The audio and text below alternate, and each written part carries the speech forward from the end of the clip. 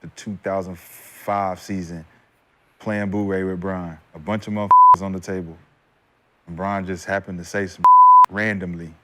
And I'm trying to make that other number 23 disappear. You serious? I dream I move, I dream I groove, like Mike. If I could be like Mike, oh, if I could be like Mike, if I could be like Mike. When it comes to Clutch Sports and the media, we know they push propaganda 24/7 and spew lies every day of the week. And with these constant lies, constant narratives, you gotta ask, what's their end goal? If you ask me, it's pretty obvious. They're tearing down Jordan's legacy day by day and brick by brick. And by doing that, they're putting LeBron James ahead of him and erasing Jordan's legacy as the OG number 23. Bron just happened to say some randomly. And I'm trying to make that other number 23 disappear. How's that working out for you? So stopping Rashad right there, assuming he's telling the truth, the idea LeBron back in 05 wanted to replace Jordan, erase him, kind of backs up what we've seen from the media for the past decade concerning Jordan. Jordan was drafted during his heyday. 6 teams were added to the NBA. There were 90 players added to the NBA. Does that not water down? Now, looking back at LeBron James trying to erase MJ, replace him, and just pass him all time, I think one of LeBron's biggest mistakes was emulating Jordan too much. And his first big mistake came back in high school. As of course, what number did he choose? The number 23, which of course belongs to Jordan. Copy my whole flow! Word for word, bar for bar! This might seem like a small thing, but the number 23 across the world is iconic. And when you see 23, what do you associate it with? Michael Jordan, not LeBron James. Even number 6 for LeBron, that's more of like Bill Russell or Dr. J. For LeBron's career, he doesn't have his own number. 23 is Jordan, and 6 is Russell. And looking at other GOATs of their sports, someone like Messi, number 10. Tom Brady, number 12. Those numbers for those players, they belong to them and they're iconic for those guys. And anyone who comes up behind them, not going to replace their numbers, their legacy, or erase them from history. As at the end of the day, it is extremely hard, damn near impossible, to eclipse the OGs. Now, LeBron's second biggest mistake was crowning himself as the king prematurely, saying he was the chosen one, and eventually calling himself the greatest player of all time. That one right there made me the greatest player of all time. For so many reasons. But I'm going to call time out on this one. There's a certain thing about greatness that demands that you have humility with greatness. If you're going to usurp Michael Jordan, claiming yourself as the GOAT, not the way to go about it. And even 6 years later, seeing LeBron say that, I mean, it's still cringy. And even Isaiah Thomas, one of the biggest Jordan haters of all time, this guy told LeBron James, pump the brakes. When Isaiah Thomas says that, you know for a fact you've OD'd on your own Kool-Aid. And once again, looking at LeBron's own words, 2016 Sports Illustrated, what did he have as an infamous quote? That he's chasing Michael Jordan, the ghost of Jordan. I mean, doesn't get more clear-cut than that LeBron James was trying to catch MJ. Now, post-2016 LeBron, of course, lost in the finals twice, missed the playoffs, got the bubble championship, then had numerous failures post that bubble. I mean, since LeBron said that, hasn't really caught Jordan in any significant way with any hardware MVPs or legit championships.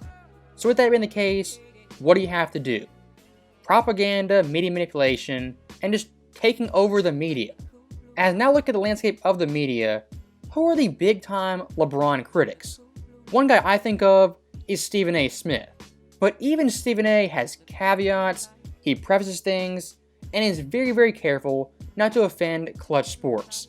And that's why I came up with the tick on television, where I said, great dad, great husband, great director, great actor, great businessman. I did all of that. I said, did I miss anything? Did I miss anything? Because I got him as the second best player in the history of basketball.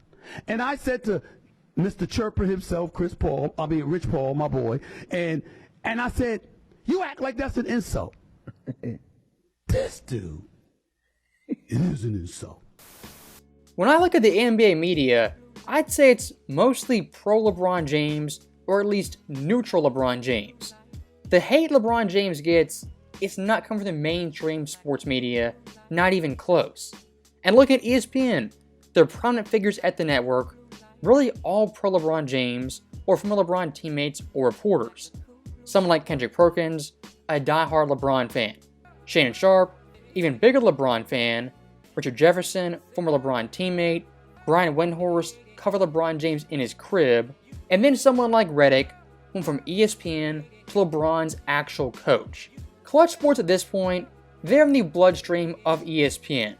And one of the odd things I've noticed, a lot of LeBron's former teammates, role players, they make just random appearances on ESPN and all these shows. People like Danny Green, Tristan Thompson, someone like Rondo, even Damon Jones on First Take for a 2-year time period. And Damon Jones, not some household name, some major figure, but of course, has a LeBron James connection. And looking at Fox Sports, who's kind of the big three of that network? Nick Wright, a Clutch Sports client, Colin Cowherd, a massive LeBron James fan, and then Chris Broussard, a former ESPN reporter and LeBron James insider.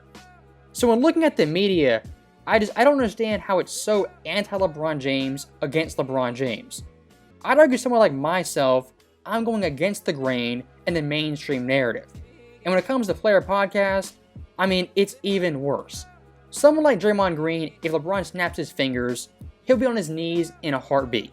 Steve Kerr, I'm throwing this out there right now. If LeBron James is passing the all-time scoring record and we have a game, I'm going to LeBron's game. Last night, almost like just sitting there watching, almost brought tears to my eyes. I'm sure if I was in attendance, it would have. And here's one thing I fully believe. When you have the media 24/7, 365, pushing pro-LeBron propaganda, that doesn't convert people, that turns them off. As in, things are hammered on you 24/7. I mean, it gets annoying, you get pestered by it, and at some point, you just reject it. And in regards to passing MJ usurping him, I mean, LeBron's career, the things he's done, they are great. But Jordan, he did them in a shorter time period, in more impressive fashion, and of course, on really one team for his entire prime. I mean, Jordan's first championship for the Bulls, it was their first championship as an organization. And how long did it take him? Only 7 years, and he didn't abandon them or jump ship, or go to the Knicks or Sonics, or some other contender. LeBron's first ring in Cleveland, when did it come? His 13th season. After he'd left them, went to South Beach, then came back with a stacked crew. Again, a case Michael Jordan, doing things in a more dominant and better fashion. Now LeBron in South Beach, what do? Back-to-back championships. That's cool.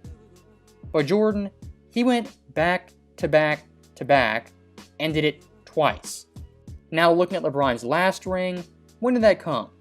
Age 35 for his 4th championship. Now, Jordan, age 35, also won a championship. But MJ, that was his 6th ring, and he finished it off with the most iconic shot in league history. Jordan, open, Chicago with the lead. Coming up to set a screen, James goes the other way, drives down a lane, back out to Green. Green for 3, off the mark. So that right there is the end of the video. And once again, LeBron James, just by having the same number, being in the same movie, being a part of the same shoe brand, is not Michael Jordan, will not erase him or usurp him as the greatest player to ever lace them up. As always, thank you guys for watching. Hope you enjoyed it. I'll see you next time.